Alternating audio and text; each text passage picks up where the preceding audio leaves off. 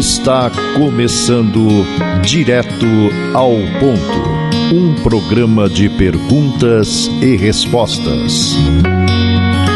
Direto ao Ponto, a sua dúvida analisada de forma lógica e equilibrada. Direto ao Ponto, uma realização do grupo Os Mensageiros.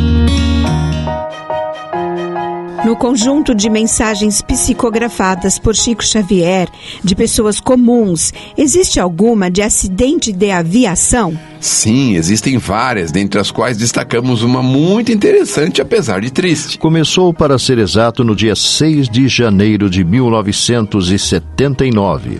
Apesar do tempo chuvoso, o avião modelo sertanejo levantou voo em Amambaí, Mato Grosso do Sul, com destino à cidade de Franca, no interior de São Paulo. Conduzia 6 passageiros, todos de uma mesma família, tendo em vista a viagem de férias previstas para daí a 2 dias, rumo aos Estados Unidos da América do Norte. Era pilotado por José Roberto Alves Pereira, proprietário da aeronave, chefe da família, que com ele viajava, composta por sua esposa, os 3 filhos e sua própria mãe.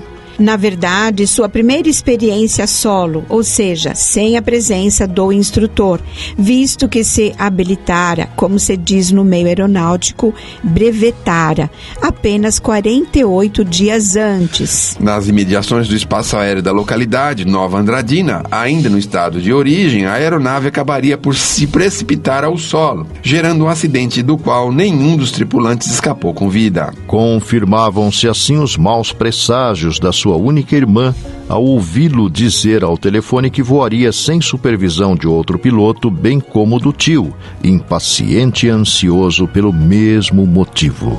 Embora nascido 39 anos antes, no município de Pedregulho, São Paulo, José Roberto era fazendeiro conhecido na região de Franca. Destacava-se também por ações no campo de assistência social, em nome do catolicismo, do qual era dedicado seguidor. O impacto da notícia da ocorrência sobre os que o conheciam foi violento, mas especialmente para os familiares remanescentes. Sua irmã e o cunhado, porém, haviam se ligado anos antes ao espiritismo e 14 dias antes encontravam-se entre as dezenas de pessoas presentes à reunião pública do dia 20 de janeiro nas dependências do Grupo Espírita da Prece, em Uberaba, Minas Gerais. A viagem não foi em vão, pois o espírito da sogra de José Roberto escreveu mediunicamente rápido bilhete dando informações sobre os recém-transferidos ao mundo espiritual, confortando e orientando os familiares que permanecem em nossa dimensão. O tempo, porém, se arrastaria vagarosamente, como normalmente acontece para os que experimentam a dor de tão violenta separação,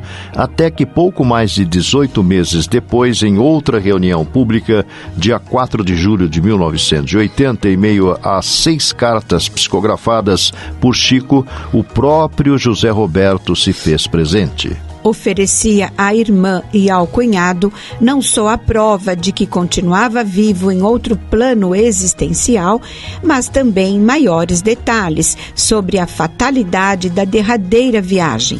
Revivendo o triste fato, comenta: tudo foi questão de segundos. Observava a hesitação do motor, mas na impossibilidade de qualquer retificação, entreguei-me à força que interpretamos como sendo a vontade de Deus.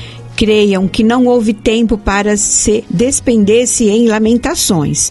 O grande pássaro de metal caiu, arremessando-nos a todos de uma vez na liberação compulsória da experiência física. Concentrei todas as minhas reservas de energia mental para não dormir ou desmaiar. Entretanto, semelhante esforço não me valeu por ensejo de observação mais minucioso do fenômeno, que nos arremessava a família.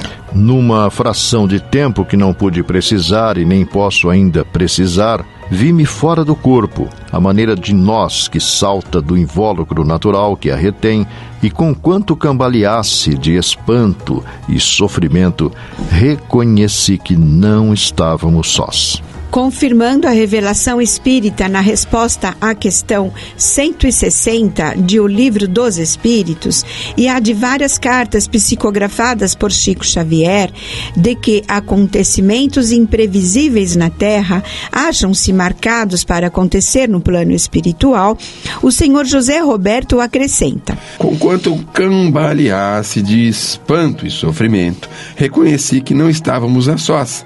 A mamãe Antonieta e a Luci estavam amparados por senhoras amigas, e o Robertinho, a Luciano, o Valdomiro Neto se achavam sob a assistência de enfermeiros diligentes. Quis conhecer os benfeitores que nos estendiam socorro, mas, como se a certeza de que não nos achávamos abandonados me rematasse as resistências, entrei por minha vez num torpor de que não consigo atualizar a duração.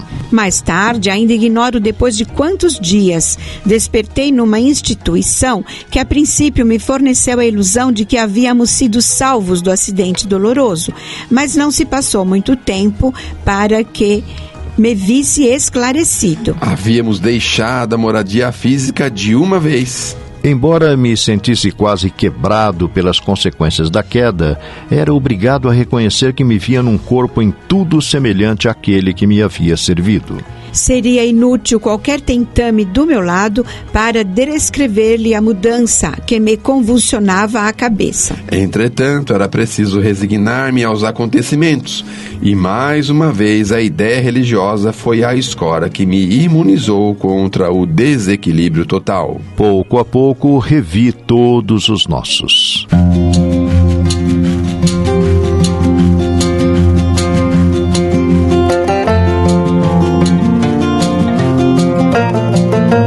O Grupo Espírita Os Mensageiros é uma entidade dedicada à difusão da mensagem espírita, sobretudo as recebidas pelo médium Francisco Cândido Xavier, e atua de forma absolutamente gratuita, tanto no Brasil como no exterior. Publica também o jornal Os Mensageiros. O Grupo Espírita Os Mensageiros tem também o seu braço social, a AME, que mantém atividades sociais no Glicério e em Carapicuíba, além de Piedade. Venha conhecer-nos. Escreva-nos para se inteirar das demais atividades do grupo, enviando-nos sua correspondência para a Caixa Postal 522, CEP 01031 970, São Paulo, São Paulo, ou pelo endereço eletrônico mensageiros@mensageiros.org.br. Escreva, enviando-nos suas dúvidas, manifestando comentários ou opiniões. Na próxima semana, convidamos você para irmos direto ao ponto.